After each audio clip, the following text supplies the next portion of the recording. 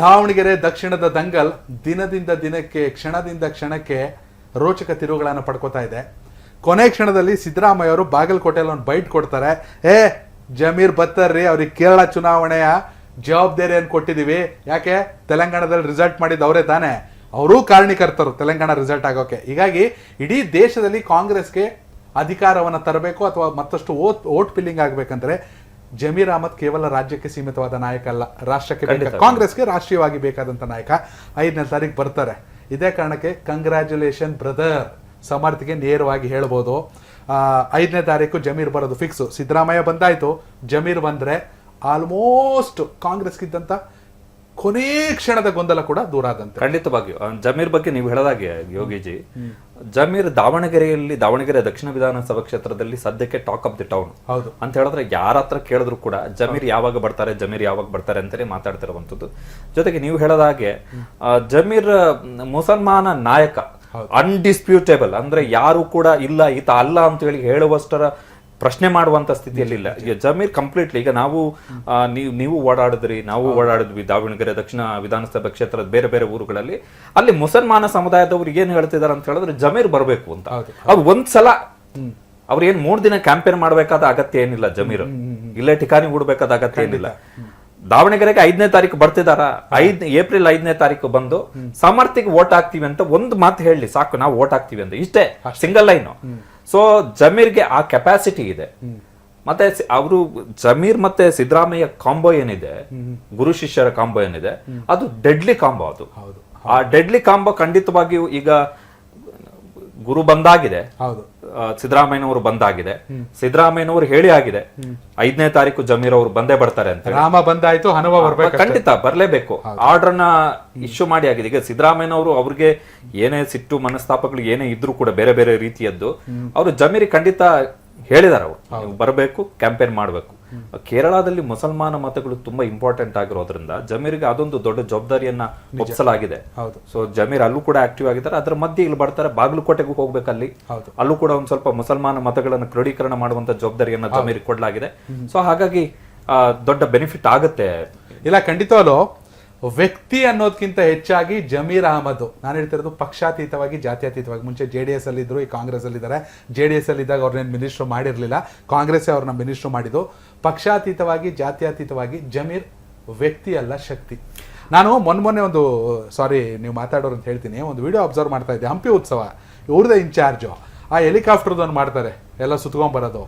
ಏನು ಇಷ್ಟು ದುಡ್ಡು ತೆಗೆದ್ಬಿಟ್ಟು ಕೊಟ್ಬಿಟ್ಟು ಯಾವೆಲ್ಲ ಕೊಡ್ತಾನೆ ಇರ್ತಾರೆ. ಅಲ್ಲಿರೋ ಸ್ಕೂಲ್ ಮಕ್ಳಿಗೆಲ್ಲ ಹತ್ಸಿದ್ರು, ಎಲ್ಲರೂ ಹೋಗ್ಬೇಕು, ಎಲ್ಲ ಹಂಪಿ ಸುತ್ಕೊಬನ್ನಿ ಅಂತ. ಮತ್ತೆ DC ಹೇಳ್ತಾ ಇದ್ರು, ಏನೇ ಹೆಚ್ಚಿದ್ರು ನನಗೆ ಹೇಳಿ, ಹೆಚ್ಚು ಕಡಿಮೆ ಇದ್ರು ನಾನು ಕಳಿಸ್ಕೊಡ್ತೀನಿ ಅಂತ. ಅವರಲ್ಲಿ ಒಂದು ಅಂತಃಕರಣ ಇದೆ. ಹೌದು, ಎಮೋಷನಲಿ ಕನೆಕ್ಟ್ ಆಗ್ತಾರೆ ಜಮೀರ್ಗಿರುವಂತ ಅತಿ ದೊಡ್ಡ ಕ್ವಾಲಿಟಿ ಜಾತಿ ಅಲ್ಲ, ಅವರ ವ್ಯಕ್ತಿತ್ವ. ಹೌದು, ಖಂಡಿತ. ಅವರಲ್ಲಿರುವಂತ ವ್ಯಕ್ತಿತ್ವ, ಅವ್ರ ಹತ್ರ ಎಷ್ಟು ದುಡ್ಡಿದೆ, ಅವ್ರು ಎಷ್ಟು ಹಂಚುತ್ತಾರೆ ಬಡವರಿಗೆ, ಅದು ಮುಖ್ಯ ಅಲ್ಲ. ಅವರಲ್ಲಿರೋ ಒಂದು ಅಂತಃಕರಣ ಇದೆಯಲ್ಲ. ಈ ಕಾಸಿರೋರು ಕೋಟಿ ಜನ ಅವ್ರಿ, ದುಡ್ಡಿದ್ದವರೆಲ್ಲ ರಾಜಕೀಯ ಮಾಡಂಗಿದ್ರೆ ವಿಜಯ ಮಲ್ಯನೋ ಲಲಿತ್ ಮೋದಿನೋ PM ಆಗ್ಬೇಕಿತ್ತು ನಮ್ಮ ದೇಶ. ಕೊಡೋ ಮನ್ಸಿರ್ಬೇಕ್ರಿ. ಆ ಮನ್ಸು ಜಮೀರ್ ಅಹಮದ್ಗಿದೆ. ದುಡ್ಡು ಕೊಡೋದೊಂದೇ ಅಲ್ಲ, ಸಹಾಯ ಮಾಡ್ಬೇಕನ್ನೋ ಮನಸ್ಥಿತಿ ಇದೆ, ಆಮೇಲೆ ಸೇವೆ ಮಾಡ್ಬೇಕನ್ನೋ ಮನಸ್ಸು. ಅವ್ರು ಏನು ಅಂತ ಹೇಳಿದ್ರೆ ಅವರ ಧರ್ಮದವರು ಅಂತ ನೋಡಲ್ಲ. ಕರೆಕ್ಟ್. JB ಕೈ ಹಾಕದಂತ ಸಂದರ್ಭದಲ್ಲಿ ಎದುರಿಗಿದ್ದವನು ಹಿಂದೂನೋ ಮುಸ್ಲಿಮೋ ಕ್ರೈಸ್ತನೋ ನೋಡಲ್ಲ. ಅವರು ಕೊಡ್ಬೇಕು, ಕೊಡ್ತಾರೆ. ಆಮೇಲೆ ನೀವು ಜಮೀರ್ ಮಿನಿಸ್ಟರ್ಶಿಪ್ ಬಗ್ಗೆ ಮಾತಾಡಿದ್ರಿ. ಜಮೀರ್, ನನಗೆ ಈ ಜಮೀರ್ ಅವರ ಡಿಸ್ಕಷನ್ ಬಂದಂತಹ ಸಂದರ್ಭದಲ್ಲಿ ನನಗೇನು ಅನ್ಸಿದೆ ಅಂತ ಹೇಳಿದ್ರೆ, ಜಮೀರ್ ಅವರಿಗೆ ಒಂದು ಜವಾಬ್ದಾರಿ ಇದೆ. ಜವಾಬ್ದಾರಿ ಏನು ಅಂತ ಹೇಳಿದ್ರೆ, 2016ರಲ್ಲಿ ಬದಲಾದಂತಹ ರಾಜಕೀಯ ಸನ್ನಿವೇಶದಲ್ಲಿ ಜಮೀರ್ ಅಹಮದ್ ಖಾನ್, ಚಲುವರಾಯ ಸ್ವಾಮಿ, SC ಬಾಲಕೃಷ್ಣ ಇವರೆಲ್ಲ ಕ್ರಾಸ್ ವೋಟಿಂಗ್ ಮಾಡಿದಂತ ಸಂದರ್ಭದಲ್ಲಿ ಜಮೀರ್ ಅವರನ್ನ ಪಕ್ಷ JDS ಉಚ್ಚಾಟನೆ ಮಾಡ್ತು. ಆಗ ಅವರು ಕಂಪ್ಲೀಟ್ ಸಿದ್ದರಾಮಯ್ಯನ ಪರ ಟಿಲ್ಟ್ ಆಗಿದ್ರು.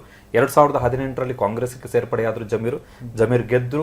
ಜಮೀರ್ ಗೆದ್ದಾದ ಬಳಿಕ ಸಿದ್ದರಾಮಯ್ಯನವರ ಪ್ರಭಾವದ ಕಾರಣದಿಂದ ಕುಮಾರಸ್ವಾಮಿ ಅವರ ಸಂಪುಟದಲ್ಲಿ ಸಚಿವರು ಕೂಡ ಆದ್ರು. ಅಂದ್ರೆ ನೀವು SC ಬಾಲಕೃಷ್ಣ ಅವರ ಸ್ಟೇಟ್ಮೆಂಟ್ ಅನ್ನು ಗಮನಿಸಿದ್ರೆ ಗೊತ್ತಾಗ್ಬೋದು. ಅವ್ರು ಹೇಳ್ತಾರೆ, ನಾನು ಜಮೀರ್ ಜೊತೆ ಬರ್ಬೇಕಿತ್ತು ಅಂತ. ಕಾಂಗ್ರೆಸ್ಗೆ ನಾನು ಜಮೀರ್ ಜೊತೆ ಬಂದಿದ್ದಿದ್ರೆ 2018 ಅಲ್ಲ, ಅಥವಾ ಈ ಬಾರಿ ಆಗಿದ್ರು ನಾನು ಮಂತ್ರಿ ಆಗಿರ್ತಿದ್ದೆ, ನಾನು ತಪ್ಪು ಮಾಡ್ಬಿಟ್ಟೆ ಅಂತೇಳಿ. ಸೊ ಸಿದ್ದರಾಮಯ್ಯನವರ ಆಪ್ತತೆಯ ಕಾರಣದಿಂದ ಜಮೀರ್ 2018ರಲ್ಲಿ ಮಂತ್ರಿ ಆದ್ರು, ಒಳ್ಳೆಯ ಖಾತೆ ಸಿಕ್ತು. ಈ ಬಾರಿ ಮತ್ತೆ ನೋಡಿ, ಜಮೀರ್ ಅವರನ್ನ ಮುಟ್ಟಕ್ ಸಾಧ್ಯನೇ ಇಲ್ಲ. ಕರೆಕ್ಟ್. ಕ್ಯಾಬಿನೆಟ್ ನಲ್ಲಿ ಈಗ ನಾನು ಜಮೀರ್ ಅವರನ್ನ ಮುಖ್ಯ ಮಂತ್ರಿ ಸ್ಥಾನದಿಂದ ಇಳಿಸ್ತೀನಿ ಅಂತ ಹೇಳುವಂತಹ ಧೈರ್ಯ ಬಹುಶಃ ಕಾಂಗ್ರೆಸ್ ನಲ್ಲಿ ಯಾರಿಗೂ ಸಿದ್ದರಾಮಯ್ಯನವ್ರಿಗಿಲ್ಲ. ಮತ್ತೆ ನನಗೆ ಆಮೇಲೆ ಒಬ್ರು ಕಾಂಗ್ರೆಸ್ ಲೀಡರ್ ಹೇಳಿದ್ರು ಹಿಂಗೆ ಮಾತುಕತೆ ಆದಂತ ಸಂದರ್ಭದಲ್ಲಿ, ನೋಡಿ ಜಮೀರ್ ಹೇಗೆ ಅಂತ ಹೇಳಿದ್ರೆ ಸಿದ್ದರಾಮಯ್ಯನವರು ಒಂದು ಪವರ್ ಆಫ್ ಅಟಾರ್ನಿ ಕೊಟ್ಟಿದ್ದಾರೆ ಜಮೀರ್ಗೆ. ಜಮೀರ್ ಸಿದ್ದರಾಮಯ್ಯನವರ ಪರವಾಗಿ ಓಪನ್ ಆಗಿ ಸಿದ್ದರಾಮಯ್ಯನವರು ನಮ್ಮ ನಾಯಕ, ಅವ್ರು ಹೀಗೆ ಅವರೇ ಕಂಟಿನ್ಯೂ ಆಗ್ತಾರೆ ಅಂತೇಳಿ ಪವರ್ ಆಫ್ ಅಟಾರ್ನಿ ಜಮೀರ್ ಏನ್ ಬೇಕಾದ್ರೂ ಮಾತಾಡಬಹುದು ಸಿದ್ದರಾಮಯ್ಯನವರ ಬಗ್ಗೆ. ಅಷ್ಟರ ಮಟ್ಟಿಗೆ ಗುರು ಶಿಷ್ಯನ ಆಪ್ತತೆ ಇರತಕ್ಕಂತಹ ಲೀಡರ್ಸ್ ಅವರು. ಸೊ ಜಮೀರ್ಗೆ ನಿರಂತರವಾಗಿ 2 ಸಚಿವ ಸ್ಥಾನ, ಅದು ಕೂಡ ಕಾಂಗ್ರೆಸ್ ನಲ್ಲಿ ಇರ್ತಕ್ಕಂತಹ ಉಳಿದ ಮುಸಲ್ಮಾನ ಶಾಸಕರು ರಿಜ್ವಾನ್ ಅರ್ಷದ್ ಇರ್ಬೋದು, ಎನ್.ಎ. ಹ್ಯಾರಿಸ್ ಇರ್ಬೋದು, ಸಲೀಂ ಅಹಮದ್ ಇರ್ಬೋದು, ರಹೀಂ ಖಾನ್ ಇರ್ಬೋದು, ಫಾತಿಮಾ ಇರ್ಬೋದು, ಇವ್ರನ್ನೆಲ್ಲ ಪಕ್ಕಕ್ಕಿಟ್ಟು ಜಮೀರ್ ಅವರಿಗೆ ಸಚಿವ ಸ್ಥಾನ ಕೊಟ್ಟಿದ್ದರಿಂದಾಗಿ ಜಮೀರ್ ಅವರಿಗೆ ಅವರ ರಾಜಕೀಯ ಶಕ್ತಿ, ಅವರ ತಾಕತ್ತು, ಅವರ ಸಾಮರ್ಥ್ಯ ಏನಿದೆ, ಎಷ್ಟು ಮಟ್ಟಿಗೆ ಅವರು ಮುಸಲ್ಮಾನ ಮತದಾರರ ಮೇಲೆ ಪ್ರಭಾವ ಬೀರಲಿಕ್ಕೆ ಸಮರ್ಥರು ಎನ್ನುವುದನ್ನ ಪ್ರೂವ್ ಮಾಡಲಿಕ್ಕೆ ದಾವಣಗೆರೆ ದಕ್ಷಿಣ ವಿಧಾನಸಭಾ ಚುನಾವಣೆ ವೆರಿ ಇಂಪಾರ್ಟೆಂಟ್. ಸೊ ಸತತವಾಗಿ ಸಿಕ್ಕಂತಹ ಸಚಿವ ಸ್ಥಾನದ ಕಾರಣಕ್ಕಾದ್ರೂ ಜಮೀರ್ ಅವರು ಬಂದು ಕ್ಯಾಂಪೇನ್ ಮಾಡ್ಬೇಕು. ಅದು ಏನು ಅಂತ ಹೇಳಿದ್ರೆ ಋಣ ಸಂದಾಯ ಕಾರ್ಯಕ್ರಮ. ಮಜಾ ಏನು ಗೊತ್ತಾ, ನಾನು ಮಲ್ಲಿಕಾರ್ಜುನ್ ಅವ್ರಿಗೆ ಒಂದು ಮಾತು ಕೇಳಿದೆ ಮೊನ್ನೆ ಒಂದ್ ಕಡೆ ಸಿಕ್ಕಾಗ. ಅಲ್ಲ ಸರ್, ನೀವು ನೋಡಿದ್ರೆ ಜಮೀರ್ ಅವ್ರ ವಿರುದ್ಧ ಹಿಂಗೆ ಹೇಳಿಕೆ ಕೊಡ್ತಾ ಇರ್ತೀರಾ, ನಿಮ್ಗೆ ಎಡವಟ್ಟಾಗಲ್ಲ ಅಂತ. ನಾವು ಫ್ರೆಂಡ್ಸ್ ರೀ, ನಾವು ಮಾತಾಡದೆ ಹಂಗೆ ಬೇಗ ಬರಲಿ ಅಂತಲೇ ನಾನು ಹಂಗೆ ಹೇಳ್ತಿರೋದು ಅಂತ. ನಾನು ಅದನ್ನ ಅವ್ರ ಕಡೆಯವ್ರನ್ನೂ ವಿಚಾರಿಸ್ದೆ. ಇಲ್ಲ, ಜಮೀರ್ ಅವರು ಎಸ್ ಮಲ್ಲಿಕಾರ್ಜುನ್ ತುಂಬಾ, ಈ ಎಸ್ ಮಲ್ಲಿಕಾರ್ಜುನ್ ಅವ್ರು ಹೆಂಗೆ ಅಂದ್ರೆ ಅಂಬರೀಷ್ ತುಂಬಾ ಸ್ನೇಹ, ಅದು ಮಾತಿನ ದಾಟಿ ಹಂಗೆ. ಅಂಬರೀಷ್ ಅವ್ರದ್ದು ಮಲ್ಲಿಕಾರ್ಜುನ್ ಅವ್ರದ್ದು ತುಂಬಾ ಆತ್ಮೀಯತೆ, ಸಾಕಷ್ಟು ಚುನಾವಣೆಗಳನ್ನ ನೋಡಿದೀವಿ, ರಾಜಕೀಯ ನೋಡಿದೀವಿ. ಅದೇ ರೀತಿ ದಾಟಿ ಸ್ವಲ್ಪ ಹೊರಟಾಗಿರುತ್ತೆ. ಆದರೆ ಮನಸ್ಸಲ್ಲಿ ಬೇಗ ಬರಬೇಕು ಜಮೀರು ಅಂತ. ಇಲ್ಲಿ ಒಂದು ಕ್ಲಾರಿಟಿ ಏನಂದರೆ, ಜಮೀರ್ ಅಹಮದ್ ನಿಂತ್ಕೋತಾರೆ, ಜಮೀರ್ ಅಹಮದ್ ಸಮರ್ಥ ಪರವಾಗಿ ನಿಲ್ತಾರೆ ಅನ್ನೋ ಸಂದೇಶ, ಈ ಕ್ಲಾರಿಟಿ ಎಲ್ಲರಿಗೂ ಸಿಕ್ಕಿದೆ. ಸೊ ಅಲ್ಲಿಗೆ ಕಾಂಗ್ರೆಸ್ಗೆ ಇದ್ದಂಥ ಕೊನೆ ಕ್ಷಣದ ಗೊಂದಲ ಕೂಡ ದೂರ ಆಗಿದೆ. ನೀವು CM ಇಬ್ರಾಹಿಂ ಅವ್ರ ಬಗ್ಗೆ ಏನು ಹೇಳ್ತಾ ಇದ್ರಿ? ನನಗೆ ಈ ಎಲೆಕ್ಷನ್ ನಲ್ಲಿ ವೆರಿ ಇಂಪಾರ್ಟೆಂಟ್, ತೀರಾ ವಿಚಿತ್ರವಾಗಿ ನನಗೆ ನಗು ತರಿಸಿದಂತಹ ವ್ಯಕ್ತಿ ಯಾರು ಅಂತ ಹೇಳಿದ್ರೆ CM ಇಬ್ರಾಹಿಂ.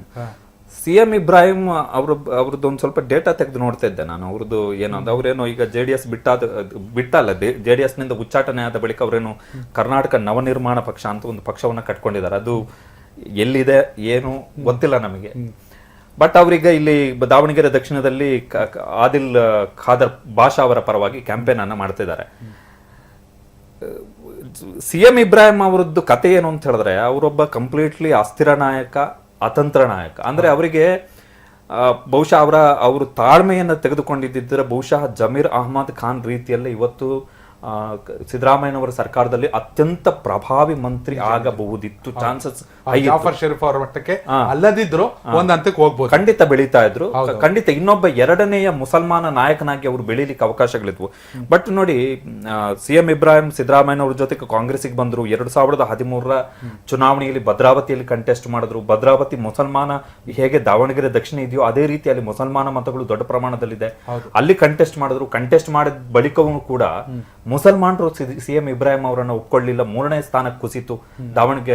ಭದ್ರಾವತಿ ವಿಧಾನಸಭಾ ಕ್ಷೇತ್ರದಲ್ಲಿ 2013 ಕಾಂಗ್ರೆಸ್ ಗೆದ್ದಂತೆ ಎಲೆಕ್ಷನ್.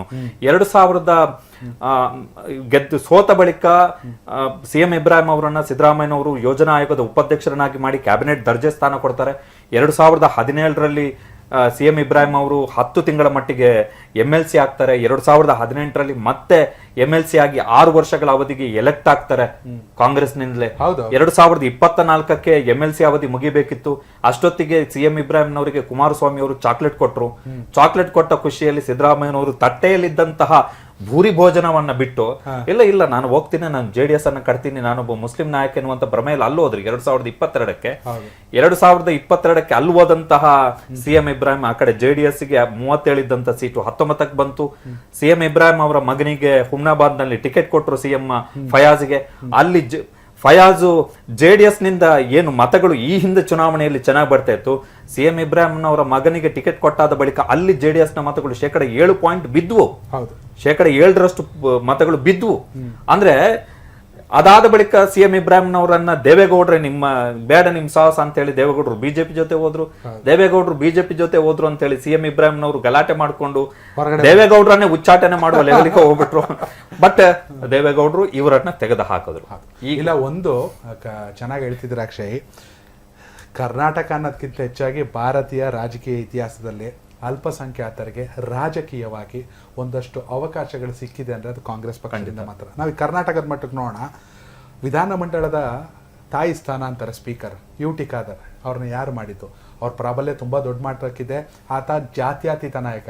ನಾನು ನೋಡ್ತಾ ಇರ್ತೀನಿ ಮಂಗಳೂರು ಕಡೆ ಕೋಲಾಗಿಲಾಗೆಲ್ಲ ಹೋಗ್ತಿರ್ತಾರೆ, ದೇವಸ್ಥಾನಗಳಿಗೆ ಹೋಗ್ತಿರ್ತಾರೆ. ಅದೇನೇ ಇರಲಿ, ಅವರನ್ನು ಶಾಸಕರನ್ನಾಗಿ ಮಾಡಿದ್ದು, ಸಚಿವರನ್ನಾಗಿ ಮಾಡಿದ್ದು, ಅಥವಾ ಸಭಾಪತಿಯನ್ನಾಗಿ ಮಾಡಿರೋದು ಮುಸ್ಲಿಂ ಅಂದರೆ ಕಾಂಗ್ರೆಸ್.